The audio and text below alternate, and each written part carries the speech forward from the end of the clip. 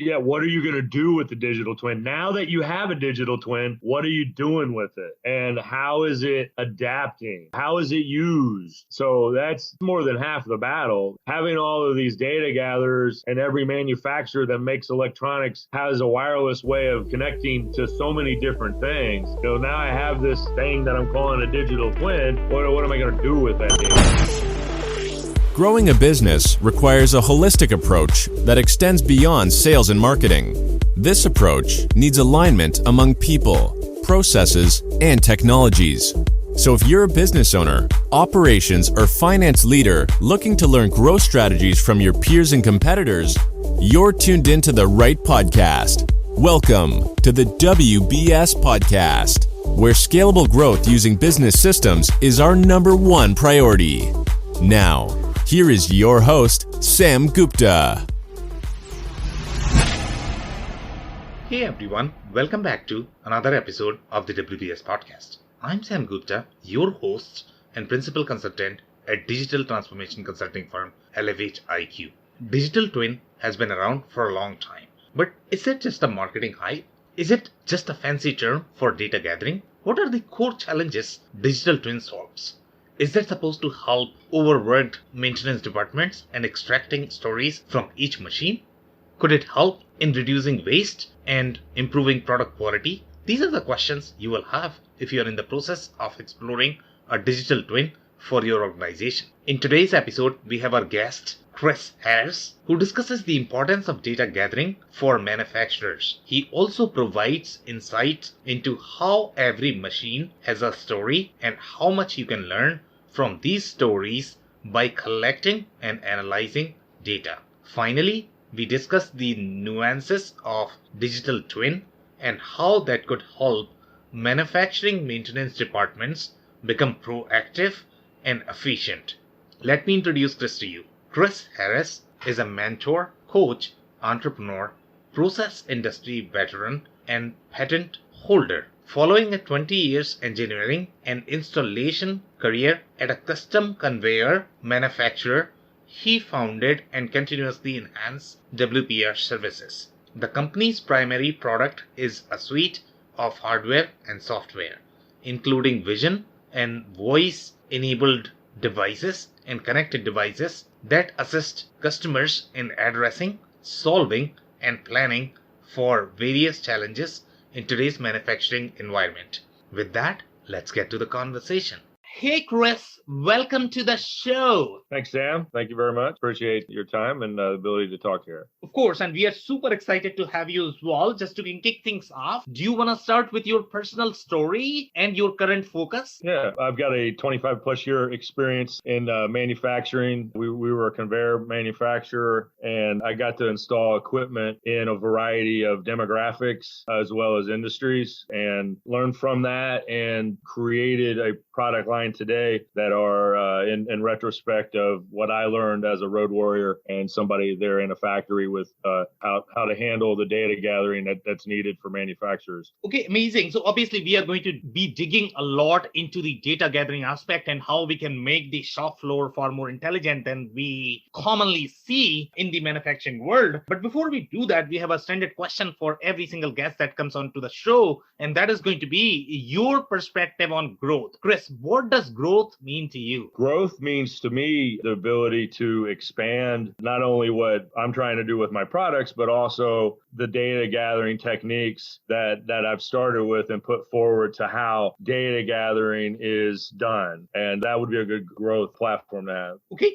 So let's talk about some of the industries where, as we were discussing in the pre-show, Chris, you have done a lot of work, let's say in the pulp and paper and the corrugated box space. So tell us a little bit about how the shop floors are for these industries, what you have seen in the other industries, what are going to be nuances of the paper and pulp industry? Yeah, the data gathering thus far has been strictly relatable to the machinery aspect. What is the status of the machine? And that data gathering is done by physically tying into the machine, or it's when a supervisor sits down at the end of the shift and thinks about what happened. And so what I'm trying to do in my industry is make the data gathering be inclusive of everything about a machine center. And so when we're learning about the success of a production line, we're wanting to understand what created that success in the aspects of everybody who touches the production, whether it be a maintenance person, quality control, who's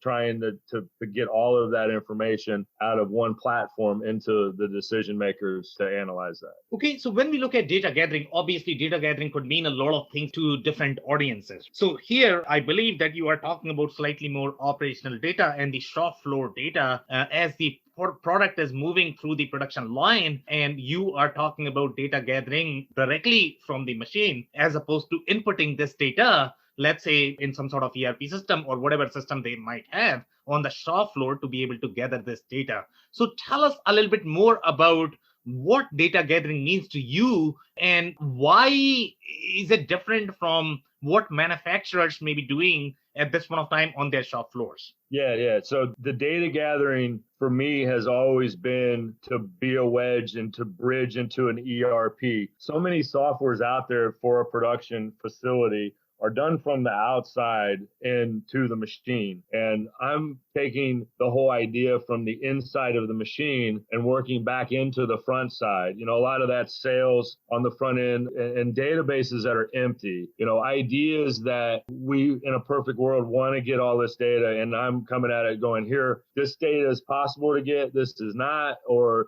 here's how the data needs to be shaped. So then your platform, your ERP system can take and do the magic that it says to do. So looking again from the inside out and creating the unicorn of the pull versus push, and how do you run manufacturing and pulling versus pushing. And so creating that environment, and ERPs now go to the sales, where 20 years ago, that wasn't it. They were just production. It was a loose connection to a sales platform. And I'm trying to feed all of that. Okay, amazing. So tell us some stories where you have done some work. Tell us the prior state of the shop floor, what kind of work you have done, what were the benefits of the work that you have done, and how that translated, let's say, into either the revenue or business growth. The business growth that I've got has been understanding how to build my product and listening to what is needed. So I've gotten a lot of sales inquiries for not necessarily a product. Here's a device and you use it and you do it. I'm coming in with an idea, and that idea is shaped from what are the needs the customer has at that moment. Okay, so tell us how you have helped some of the customers. So customers, or you might have some sort of stories where you saw a situation where they could have used data gathering as their either competitive advantage or maybe to reduce the cost or to improve their products. So tell us some of these stories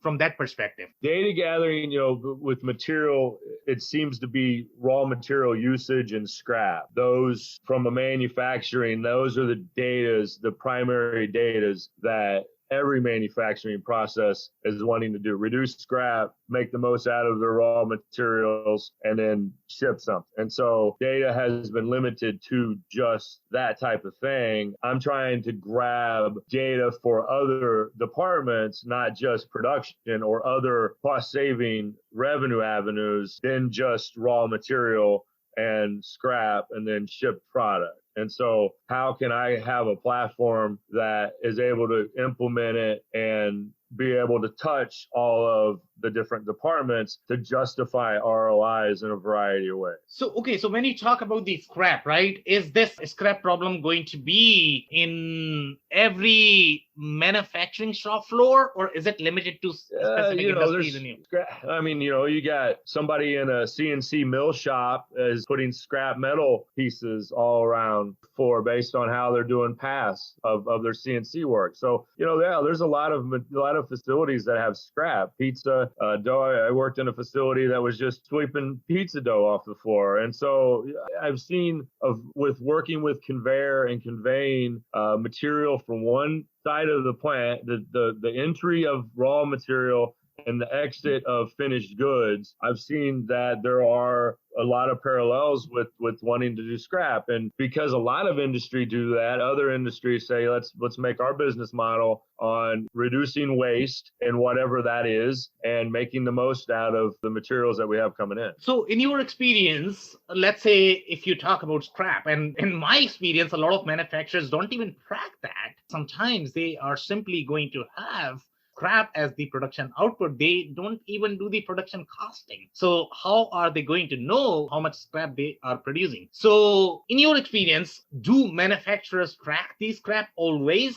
If not, what can they do to, number one, track the scrap and reduce the scrap? It's not been a concern because it wasn't known to be a concern until you start really doing finite analysis of your manufacturing process. And 20, 30 years ago that it was discussed, but it's that 80-20 rule. We've got so many other problems that cost so much more money in our business that scrap is not considered one of the high ends. And now to have a green economy, to have less of a carbon footprint, scrap is something that is considered. But some industries more than others are more reluctant to identify that, but everybody's starting to do that because the data gathering is easier to get. There are too many tools. There's so many tools that you can gather data that allow you to then, now the 20% of stuff I didn't think I needed, I can go grab that now. And again, the benefits of not reducing waste, just waste, handling waste, throwing waste away, and knowing that you have so much. And some industries may say, you know what, we're running 40% waste. We're not getting any better than this. So then be creative on how to use that waste to do something else. And so there's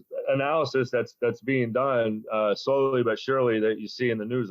You're seeing more and more in the news. Okay, amazing. So when you talk about this green economy concept, there are some regulatory agencies as well that are monitoring. So I don't know if there is going to be any penalty or reporting required by the manufacturers if they are reducing the waste or not. Have you seen any of that by any chance from the government agencies for manufacturers to be able to report the waste and what they are doing to reduce the waste in their facility? No, I haven't. I don't have any data on that. Waste is, my product has the ability to gather data, whether that be a metric in the number of this or the size of that. And so, my tools that I'm gathering is able to take and quantify that metric that's needed. Okay, amazing. So you spoke about the finite analysis, and some of my audience may not be familiar with what finite analysis is. So tell us a little bit more about finite analysis and how that is relevant for manufacturers. And if you have any stories where they were not using finite analysis before, and maybe they started using afterwards, what was the impact of using finite analysis? So finite analysis is really just meaning that people can look into things a little bit in more depth. So my reference to finite analysis, that was the path I was trying to deliver, the message I was trying to deliver then. So again, analyzing things one or two steps further and analyzing things with the answers that your original analysis created. And so finite,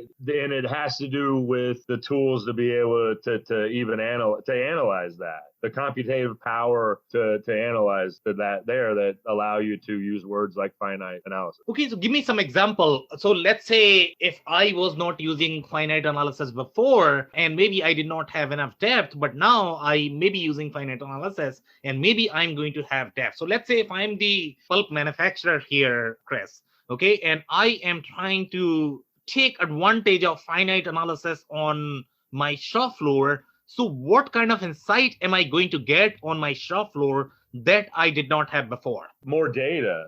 Again, the finite the in-depth analysis is thinking about more ways of gathering data to get the additional data we don't know. Okay, so tell us some of the challenges that you have seen in these initiatives when you are doing, let's say, data gathering. Okay, what are some of the challenges?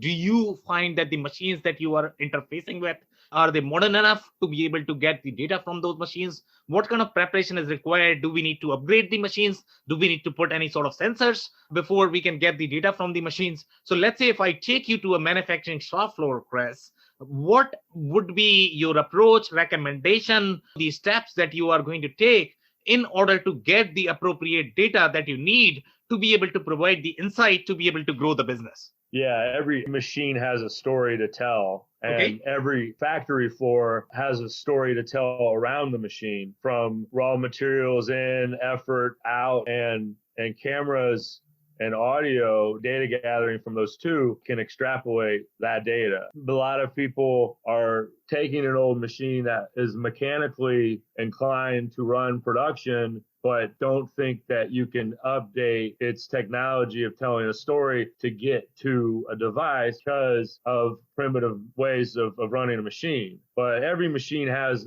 a baseline story and can tell you something you didn't know yesterday. But with having the ability to gather more than one bit of information from a machine, now the machine tells you the story that you need, and then tells you whether or not you really need to get a new machine, and tells you if you really need to upgrade controls.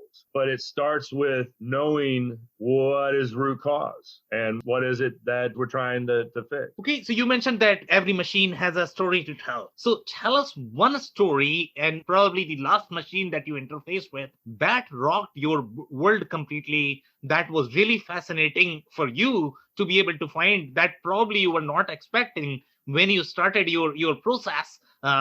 So tell us that story. The viscosity of a liquid, the temperature of the viscosity of a liquid, and how temperature and pressure affected glue, and how it was the thing that never was considered to then revolutionize the ability of gluing in the boxing industry. That was really unique. The other unique thing found is a bug zapper that was affecting laser, LiDAR, or laser pathway sensors that a handful of different companies make, some of the electronics manufacturers. Yeah. But obscure scenarios that you don't know unless you're analyzing a lot of things from the outside looking in. Okay, so this is very interesting, and I'm super fascinated about this particular story where you are talking about the viscosity and temperature, and that are affecting the glue process. So what was the original expectation of the shop floor when they did not have this insight, and then you started gathering the insight, and then they came to know that, there is something going on here that I did not know, and I got to know this only because of this data gathering. So tell us a little bit about the situation before, in terms of what was the insight that existed, or the myth that existed on the shop floor, and how that changed once you found this insight from your data gathering process. Not to see a data that is changing, and when you're charting data, the inconsistent things are visibly there more so than the consistent thing. And those are what allow you to see similarities and not similarities. And so that tying into a variety of sensors that are existing, or tying into a maintenance technician who said, I do this 17 times and I always go to find this data out, and then I go home because I know what that data is, to tap into that and then to build trends and tendencies from that. And the data shown that you can analyze quickly then allowed me to come up with that, just because it was a variable that changed a lot that I didn't know, that you don't know. Yeah. So every story has some sort of trigger, right? I mean, the story starts from somewhere. So in this particular case, obviously you were involved. So what was the original trigger? What were the core problems that the shop floor was having? And then probably you were brought in, or your team was brought in, or somebody was brought in that you knew. So what was the core trigger? The problem was that they didn't know, that they were looking, they wanted to know. A factory goes through a new maintenance manager who tries something new, a new production manager who does something different, a quality person who just attended some seminar that said this is the buzzword that we're supposed to use for our thought process in our department this year. And so none of it was working because they're all still changing. And so that trigger was how are we going to get the data? We don't know. Help us. We don't know. And how do we get that data? So that's where my wedge data gatherers come into play. So when you said none of it was working, so I want to dig a little deeper on that. So what was not working? The product quality wasn't good enough. The efficiency wasn't there. What were the core problems? Not working is a harsh term. It could be more optimized. It could be better. There was always the challenge to get that extra 20% in the 80-20, and so it wasn't always a perfect thing. So tools, I learned from seeing lots of maintenance departments and seeing how maintenance works, to see how production interacts with the production employees, production managers and employees, and seeing the need for all these things that are different. But the fact is that you need to gather the data somehow, raw machine metrics and people metrics. Right. So let's talk about the maintenance department. So what are the core challenges that you typically see in a maintenance department that you have worked with? What are the core challenges? Overworked. What have I seen in every maintenance department? We're overworked and underpaid, and we just had an employee quit, and our efficiency of our department just went to 75% off the bat because we've lost 1 out of 4. That's a very real number. And now those 3 other maintenance people have to take that other 25% without pay increase. And now you have a morale issue. And so those are the things that I've seen in maintenance departments. So why are they overworked? What are the core reasons? Why are they overworked? There's not money put in for budgets. There's a maintenance that said, hey, we need this money after that maintenance. I talked earlier about a different maintenance manager has ideas and educated ideas from a college or from life experiences that they've gathered, but everything costs money, and money's not spent to maintenance because 80% of maintenance is reactive. And so companies know maintenance to be a very expensive challenge, but 80% of it is reactive, and maintenance people are just trying to get on the flip side of that, to not have to be reactive. So that's the thing that I've seen with maintenance departments. So obviously, when you talk from the CFO perspective, and let's say if I take the side of my manufacturing CFO, they have a lot of competing priorities, right? So from the CFO's perspective or CEO's perspective, maintenance people are saying that, I have tons of problems. My service people are saying they have tons of problems. Production people are saying they have tons of problems. Yes. Sales and marketing people are saying that they have tons of problems.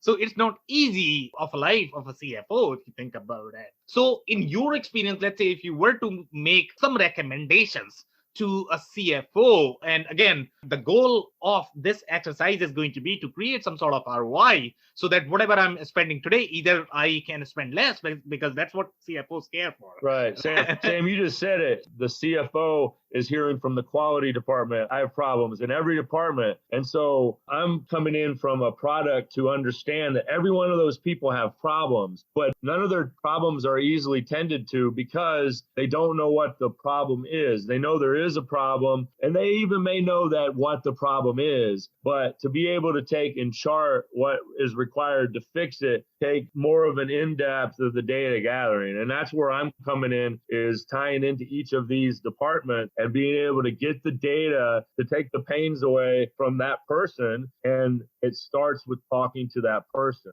and gleaning and inquiring off of them the data that's needed to make his life better, and then ultimately the CFO's life better. Okay, so when we talk about the maintenance, and I'm actually going to give you an example, right? So let's say if I'm driving a car, and if I look at the maintenance from the car's perspective, typically you are going to require a lot more maintenance in an old car, right? And this is what I see on the shop floors as well. Whether you talk about ERP system, you talk about machine, each of them are some sort of machine, right? So the reason why you would require a lot more maintenance in these machines is because they are probably way too outdated, right? And they are not getting upgraded. Less things. They have less things too. Old machines have less things. They have less electronics, and new machines have lots of new electronics that then require new maintenance technicians to be able to attend to them. So yeah, they're newer things and they're easier to obtain and they're easier to build, but they also add a complexity to the whole process because they are new things and new things don't always work out. And there's another new thing that replaces the new thing. And so when they put machines together, they really had to think, what's the simplistic way to do this? And so, I see merits in both. As a former machine builder, the company we were making robotics and conveyor and other machinery,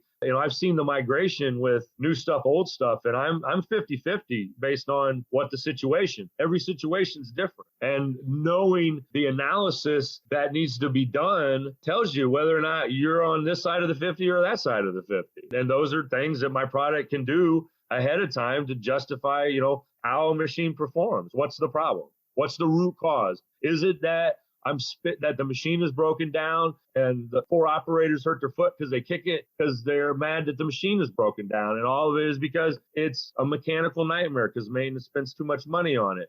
And we have technicians from the OEM that doesn't exist anymore, someone who's taken on their intellectual property that says they know how to say it. So you've got to analyze and look at it. And everyone wants a widget that fixes everything, and no one wants to hear that everything needs to be looked at and analyzed individually, but it does. And that's where my tools come in that allow you to do that, to take on that individualized entity that machine interaction with a person operating it has to be able to say whether or not I need a new one. So tell us some of the examples or the stories of that 50-50, in which situations the new machine is going to be the right fit and in which situations the old machine may be okay. Do you have any stories or examples or criteria that you would recommend? Not a story, conversations, just discussing. And it comes down to where everybody knows what data that they want to gather to get that answer, but they have to speculate on a lot of the answers because it's too hard to gather the data, or that employee doesn't have time to gather the data. And so therefore wrong decisions are made because the assumption is maybe that this is a bottleneck for maintenance because they remember last week, maintenance guy said the machine broke down. So they immediately think, wow, my machine's always broke down. But that may have been the only time it was broken down in 10 years. But that person remembers that and then makes an ill decision based on that. And that's why qualifying the data is an important part of it. Okay, amazing. And so from the maintenance perspective, what other stories or recommendation that you might have, or maybe you have some other stories from the maintenance perspective that you would like to cover? Yeah, it's not a product that I sell, unless selling smiles is a product. The most important thing with the maintenance department is morale. And yep. I've learned that. I've seen that. And as a vendor, if I'm involved with it, I'm going to try to again get a chuckle and to try to take and try to create that, because I've seen the success of good maintenance shop, and how can you take and leave the maintenance shop and giving the maintenance department the tools that they need and the data that they need to then make an informed action or decision based on that. So that's what I'm trying to do. But then it also goes in production and the folks producing. So for instance, I did a reporting, and when we put the reporting together, we had no negatives. We had not downtime, not minutes off, not that. Everything was uptime and green and nice vibrant colors and not red and X's and things like that. So shape your data in a kind way is one of the delivery messages that we want with our data gathering. Okay, so obviously you talk a lot about digital twin as well. So let's talk about the complexity of digital twin in implementing that. So let's say if I'm the manufacturer or the manufacturing CFO, yes, I've heard that the digital twin is cool, but I'm looking to see if I can make the life of my maintenance people easier by implementing, let's say, digital twin of a machine or a process. In my opinion, digital twin is a marketing word that, again, we talked earlier offline. People don't know what a digital twin, but they know their competition bought 2 of them last week. They want to buy one now. They want to buy 3 now. So digital twin is just knowing the data and having the data pop up in front of you and telling you, here it is. And the digital twin is all of those bits of data that are pertinent. Someone can say, I've got a digital twin and I have all data pertinent, but I can't read any of it. I don't understand it. I don't know how to extrapolate it quickly. And so my interpretation of a digital twin is the data that's needed all readily available there in one page, on one page. Okay, so in your case, you are saying that digital twin is just a marketing term. It's really the data gathering, if you think about it. So basically, from the digital twin perspective, as long as the data is there on one page, it describes, let's say, whatever trends you are facing with respect to machine, and it actually solves the problem. That's what you should be looking for, right? So in your experience, tell us some of the, let's say, good recommended digital twins. And if I were to implement a digital twin in my manufacturing plant, what are the attributes other than data being on one page and the data being relevant to my process? What else should I be looking at in the digital twin? What are you going to do with the digital twin? Now that you have a digital twin, what are you doing with it? And how is it adapting? How is it used? So that's more than half the battle. Having all of these data gatherers, and every manufacturer that makes electronics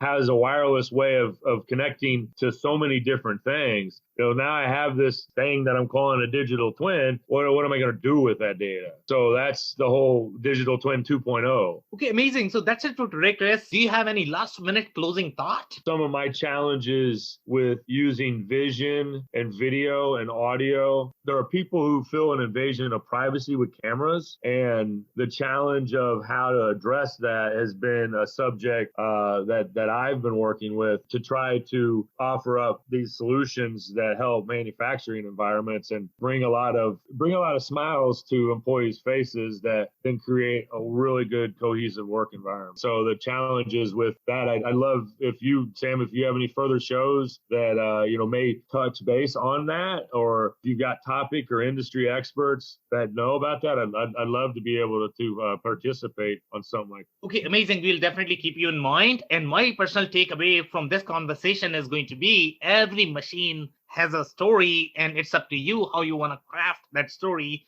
using the data. So on that note, I thank you for your time, Chris. This has been an insightful conversation. Yes, thank you. And it was really very impromptu. I had no idea that I was going to do this, and I would have worn more than a T-shirt for our audio only call. All right. Thank you so much, Chris. Okay. Thanks, Sam. I cannot thank our guests enough for coming in the show, for sharing their knowledge and journey. I always pick up learnings from our guests, and hopefully you learned something new today. If you want to learn more about Chris, head over to WPRservices.net. It's WPRServices.net. Links and more information will also be available in the show notes. If anything in this podcast resonated with you and your business, you might want to check other related episodes, including the interview with Dave Griffith, who discusses why manufacturers must look for low-hanging fruits when exploring the path of Industry 4.0. Also, the interview with Jason Chester, who shares his thoughts on how evolving consumer trends are forcing manufacturers to rethink their approach to managing manufacturing processes. Also, don't forget to subscribe and spread the word among folks with similar backgrounds. If you have any questions or comments about the show, please review and rate us on your favorite podcasting platform or DM me on any social channels. I'll try my best to respond personally and make sure you get help. Thank you, and I hope to catch you on the next episode of the WBS Podcast. Thank you for listening to another episode of the WBS Podcast. Be sure to subscribe on your favorite podcasting platform so you never miss an episode. For more information on growth strategies for SMBs using ERP and digital transformation, check out our community at WBS.rocks. We'll see you next time.